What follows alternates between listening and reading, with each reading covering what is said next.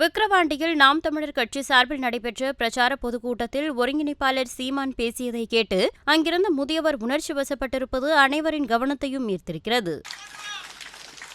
அவன் சொல்றான்ல, ஆத்துக்குள்ள ஒரு தேல் விழுந்துருச்சு.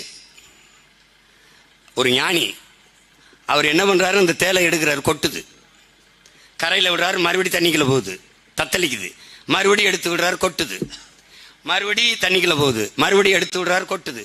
சிஷ்யன் கேட்கிறான், சீடன், குருவே, அதுதான் நீங்க தொடும்போதெல்லாம் கொட்டுது இல்ல, அப்புறம் எதுக்கு அதை பிடிச்சு பிடிச்சு கரையில் விடுறீங்க, அதை அப்படியே விட்டுற வேண்டியதானே அப்படின்னு. கொட்டுவது என்பது அதன் இயல்பு, எடுத்து கரையில பாதுகாப்பா விடணுங்கிறது என் இயல்பு. அதனால போடுறதும் போடாது என் மக்களின் உரிமை உணர்வு. ஆனா அவர்களுக்காக போராடணுங்கிறது என் பிறவி கடன். அதனால நான் செஞ்சிருவேன், நாங்க செஞ்சிருவோம், என் தம்பி தங்கைகள் செஞ்சிருவோம்.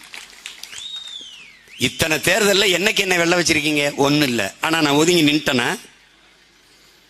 நின்ட்டேனா, வென்றால் அப்படியே பதவியில் இருப்பான், தோற்றால் விலகிடுவான் அப்படின்னா, அது மாதிரி ஒரு கோழைத்தனம் உலகத்தில் கிடையாது. அது மாதிரி ஒரு கோழைத்தனம் கிடையாது. தோல்வியில் தான் அதிக உற்சாகத்தை பெற்று அதிக வீரியமாக நாங்கள் வேலை செய்வோம். 8 விழுக்காட தொட்டிருக்கோமா, 16 ஆக்க நினைப்போம், 16 24 ஆக்க நினைப்போம், 24 44 ஆக்க நினைப்போம். அதுதான் எங்களுடைய கனவு, இலக்கு. இந்த நாட்டை எப்படி மாற்றி படைக்க வேண்டும் என்கிற கனவு எங்களுக்கு இருக்கு.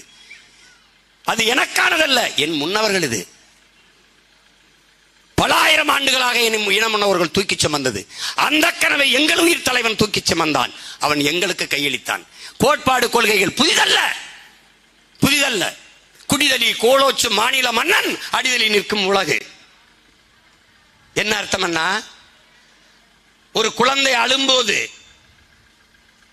ஒரு தாய் எப்படி தன் குழந்தைக்கு, பெற்ற குழந்தைக்கு குறிப்பறிந்து சேவை செய்வாளோ, இந்த நேரம் என் பிள்ளைக்கு பசிக்கும் என்று பால் ஊட்டுவாளோ, இந்த நேரம் உறக்க வரும் என்று தொட்டிலில் தாளாட்டுவாளோ, எப்படி தாய் தன் குழந்தைக்கு குறிப்பறிந்து சேவை செய்வாளோ, அப்படி குடிகளின் தேவையிருந்து, நாட்டு மக்களின் தேவையிருந்து சேவை செய்கிற அமைச்சை மன்னன்.